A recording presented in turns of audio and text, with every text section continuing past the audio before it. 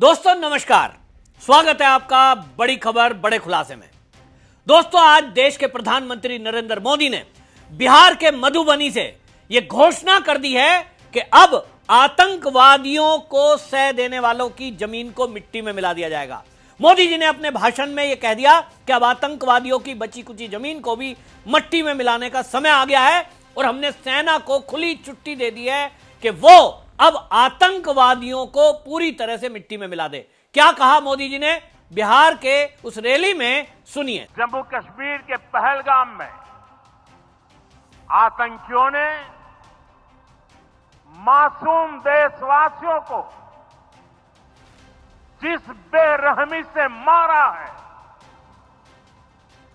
उससे पूरा देश व्यथित है। कोटि कोटि देशवासी दुखी हैं। सभी पीड़ित परिवारों के इस दुख में पूरा देश उनके साथ खड़ा है। जिन परिवारजनों का अभी इलाज चल रहा है, वे जल्द स्वस्थ हो, इसके लिए भी सरकार हर प्रयास कर रही है। साथियों, इस आतंकी हमले में किसी ने अपना बेटा खोया, किसी ने अपना भाई खोया, किसी ने अपना जीवन साथी खोया। ये हमला सिर्फ निहत्थे पर्यटकों पर नहीं हुआ है। देश के दुश्मनों ने भारत की आत्मा पर हमला करने का दुस्साहस किया है। मैं बहुत स्पष्ट शब्दों में कहना चाहता हूं, जिन्होंने ये हमला किया है, उन आतंकियों को और इस हमले की साजिश रचने वालों को उनकी कल्पना से भी बड़ी सजा मिलेगी। सजा मिलकर के रहेगी।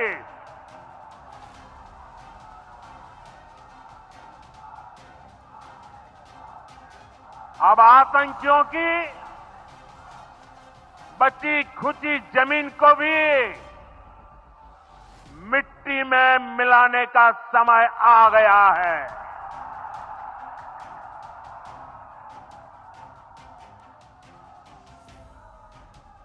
एक सौ चालीस करोड़ भारतीयों की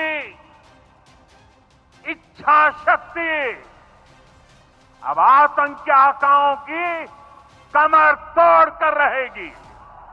तो सुना आपने, मोदी जी ने सीधा सीधा एक तरह से युद्ध का आगाज कर दिया है, युद्ध की उद्घोषणा कर दी है और अब अगले कुछ ही घंटे में पाकिस्तान के ऊपर कड़ा एक्शन होने जा रहा है। अब पाकिस्तान पूरी तरह से नेस्ता नाबूद कर दिया जाएगा। कश्मीर में आतंकवादी हमले के बाद मोदी सरकार एक्शन में है और पहले ही जो निर्णय लिए हैं उससे पाकिस्तान त्राहिमाम कर रहा है। पूरे पाकिस्तान में दहशत का माहौल है। रात रात भर कोई पाकिस्तानी सोया नहीं है और पूरे पाकिस्तान में ब्लैक आउट करके रखा गया, क्योंकि उनको लग रहा था कि कभी भी किसी भी वक्त उनके सर पर मिसाइल फट सकती है। लेकिन मोदी ने बिल्कुल साफ कर दिया कि जब वो बिहार के कार्यक्रम में पहुंचे, उन्होंने वहां से जो गर्जना की है, इसके बाद तो ये हालत है कि पाकिस्तान में आतंकों के आका जो बैठे हैं वो भी अब थर थर कांप रहे हैं। असल में मोदी जी ने बिहार के मधुबनी से एक घोषणा कर दी कि हमने सेना को खुली छुट्टी दे दी है और उन्होंने कहा कि अब आतंकियों की बची कुची जमीन को भी मिट्टी में मिलाने का समय आ गया है। इसके पहले देर रात देश के रक्षा मंत्री राजनाथ सिंह ने वहां एक कार्यक्रम में बोल दिया, जब ये मीटिंग हुई सेना के अधिकारियों के साथ, उन्होंने कहा कि इस बार हम ऐसा हमला करेंगे कि आतंकवादियों के साथ साथ उनको सपोर्ट करने वाले, संरक्षण देने वालों तक को भी हम नहीं छोड़ेंगे। यानी बड़ा एक्शन होने जा रहा है और मोदी जी ने जो ये मिट्टी में मिलाने की बात कही है, ये कुछ ऐसे ही नहीं है। इसके पहले 4 बड़े निर्णय मोदी सरकार ने किए और उस मोदी सरकार के निर्णय में सबसे पहले था जल संधि, जो सिंधु जल समझौता है, उस पर बैन लगाने की बात कर दी। अब ये तय हो गया है कि अब पाकिस्तान पानी को तरसेगा और उसका इफेक्ट ये होगा कि वहां खेती को जो 90% पानी मिलता है वो सिंधु इस जल समझौते के तहत उसे भारत से जाता है। वहां अब समझ लीजिए कि खेतों को पानी अब नहीं जाएगा, तो पाकिस्तान कंगाल पहले से है, अब वो पानी के लिए भी तरसेगा। दूसरा, 25 से 30% पानी हाइड्रो पावर को जाता है। इसका मतलब यह है कि वहां अंधकार भी होने वाला है। 80% पानी जो पाकिस्तान को पीने का मिल रहा है उसमें भी भारत का रोल है, क्योंकि जमीन का लेवल भी तभी मेंटेन रहता है जब नदियां उधर से होकर गुजरती हैं, और जब नदियों में पानी नहीं जाएगा पाकिस्तान के, तो वहां की जमीन का जो लेवल है पानी का, वो आज भी कई जगह ऐसी हैं जहां 300 फुट से ज्यादा बैठ गया है। अब वो वहां भूख बनने वाले हैं। दूसरा, आपको बता दूं कि पाकिस्तान का 16 मिलियन हेक्टेयर भूमि इससे प्रभावित होने वाली है। कपास, चावल और बाकी जो एक्सपोर्ट करने वाले मसाले पाकिस्तान भेजता है, अब जब खेती नहीं होगी तो भेजेगा क्या? और यह इसलिए किया गया है कि पाकिस्तान जो देश है यही आतंकवाद की फैक्ट्री है, और दुनिया के किसी भी कोने में अगर आतंकवाद है, ऐसा नहीं होता कि उसमें पाकिस्तान का हाथ ना हो। और इसी के कारण से आज से 70 साल पहले आप सोचिए, जब आतंकवाद देश में बढ़ा, तब उस समय केवल भारत की सरकारें पाकिस्तान और इंटरनेशनल प्लेटफॉर्म पर सबूत दिया करती थी। पाकिस्तान ने हमला किया है, केवल निंदा करा करती थी। लेकिन ये मोदी है, पुलवामा हुआ तो सर्जिकल स्ट्राइक हुआ, हमले हुए तो एयर स्ट्राइक हुआ, और इस बार दोनों तीनों तरीके से हमले होंगे। ये मोदी सरकार ने तय कर दिया है। सेना को, तीनों अध्यक्षों को यह कह दिया गया है कि कोऑर्डिनेट करने के बाद आपको खुली छुट्टी है, जब चाहे जैसे चाहे हमला करिए, लेकिन इस बार आतंकवाद की इस फैक्ट्री को नेस्ता नाबूद करने के बाद ही भारत का कदम रुकने वाला है। एक तरफ उसकी आर्थिक रीढ़ तोड़ दी गई है, अब ये मजबूती कर दी गई है कि जो दुनिया के देश हैं वो पाकिस्तान के साथ खड़े नहीं होंगे। ना तो अमेरिका उसको कोई अस्त्र शस्त्र देगा, ना रूस उसको कोई अस्त्र देगा। चीन केवल उसकी सपोर्ट में है, तो चीन को भी अलग थलग करने के लिए कूटनीतिक स्तर पर मोदी सरकार ने हमारे विदेश मंत्री एस जयशंकर को जिस तरह से फील्डिंग सेट करने में लगाया है, निश्चित रूप से अब उसके कारण पाकिस्तान को चीन भी मदद नहीं करने वाला है।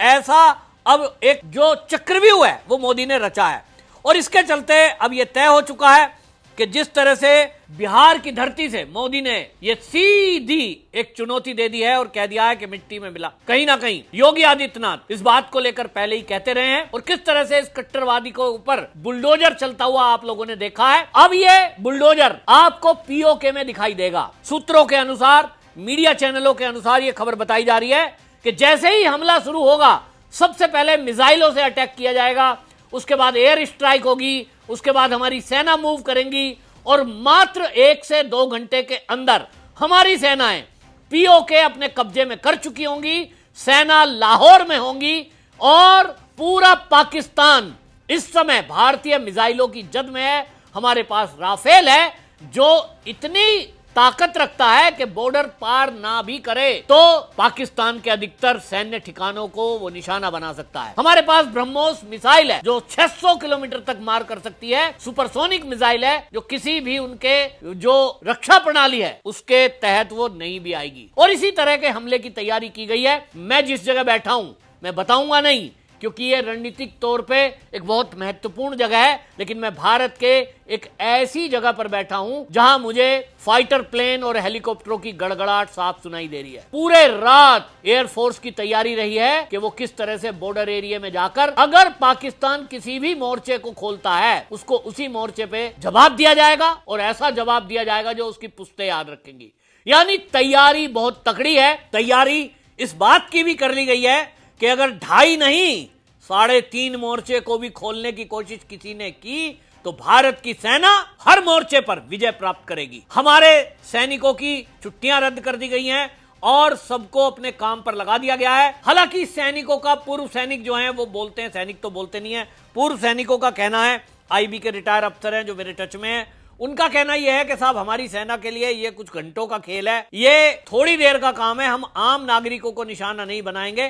सेनाओं की जब लड़ाई होती है तो निश्चित रूप से जैसा आप देखते हैं आतंकवादियों के जो ठिकाने हैं पहला अटैक उनको किया जाएगा, और वो यदि किसी घर में टिकते हैं, किसी रेजिडेंस एरिया में छिपते हैं, जैसे कि गाजा में हमने देखा है, तो निश्चित रूप से उस बिल्डिंग को भी उड़ा दिया जाएगा। अब ये उन नागरिकों की जिम्मेदारी है कि वो सेना से दूरी बनाए, आतंकवादियों से दूरी बनाए, और वो उनके घरों में टिकते हैं तो ये अब उनकी जिम्मेदारी है। अब गाजा की तरह विध्वंस होगा। आपने जो अभी तक गाजा की वीडियो देखी होंगी कि किस तरह से वहां मिसाइलें इजराइल की गिरती थी और मिट्टी में मिला दिया जाता था, अब पाकिस्तान का हाल वही होने वाला है। और जैसा मैंने आपको पहली वीडियो में बताया कि एक तरफ भारत की सेना पाकिस्तान के लाहौर पर कब्जे के लिए कूच करेंगी, दूसरी तरफ पाकिस्तान के अंदर बलूचिस्तान और बाकी और जो उनके इंटरनल झगड़े हैं, चाहे सिंध प्रांत का हो, वो सब के सब लोग खैबर पख्तूनख्वा उस सब में अपनी अपनी आजादी की लड़ाई के लिए एट ए टाइम आक्रमण करेंगे। यानी पाकिस्तान की सेना का समूल नष्ट, यही आतंकवाद का जड़ मिटाने का एकमात्र तरीका है। सेना के पूर्व अफसर बताते हैं, आईबी के पूर्व अफसर बताते हैं कि अगर पाकिस्तान से आतंकवाद को खत्म करना है तो पाकिस्तान की सेना पर प्रहार करना होगा और सेना को जड़ से खत्म करना होगा, क्योंकि सेना ही वो कैंसर है जो पाकिस्तान में फैला है।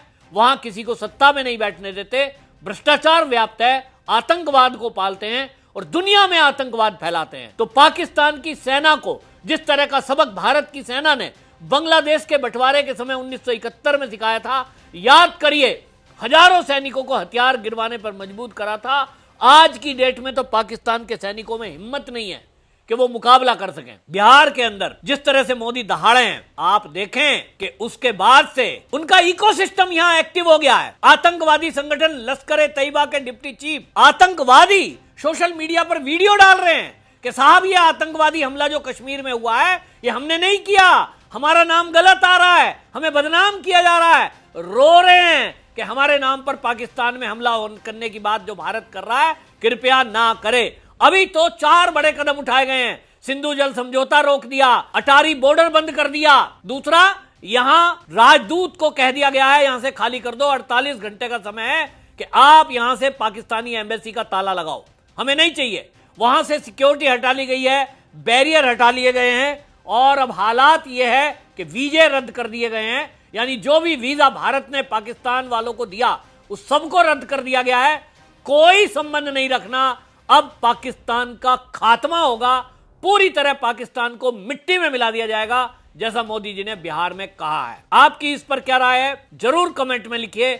और यह भी आप याद रखिए कि ये जो आतंकवादी संगठन है, इनके जो चाहने वाले हैं, इनका इकोसिस्टम पूरी तरह से एक्टिव है। सोशल मीडिया पर एक वीडियो वायरल हो रही है बड़ी तेजी के साथ। महाराष्ट्र की एक महिला है, कांग्रेस की कार्यकर्ता बताई जा रही है, मुझे नहीं पता लेकिन उसके पोस्टर भी वायरल हुए हैं।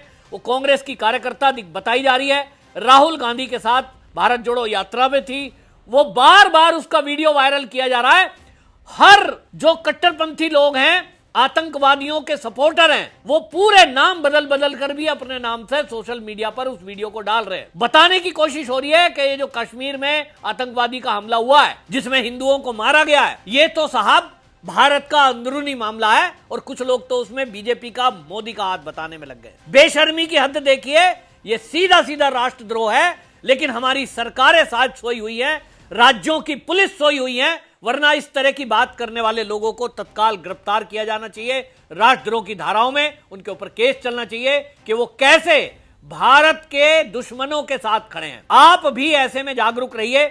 जो भी इस तरह का इकोसिस्टम डेवलप हो रहा है, जो भी इस तरह की कोई बात करता है कि वो आतंकवादी घटना को पाकिस्तान की ना बताकर भारत की बताने की कोशिश कर रहे हैं, और जो हमारे शहीद हुए हैं उस हमले में उनकी विधवाओं को झूठा साबित करने की कोशिश की जा रही है। अब ये वॉरफेयर जो सेना लड़ेगी, उसके साथ साथ नैरेटिव की भी वार एक है जिसकी जिम्मेदारी आपके और मेरे ऊपर आती है। मैंने अपनी जिम्मेदारी पूरी की, अब आपकी जिम्मेदारी है कि इस वीडियो को वायरल करें। वंदे मातरम।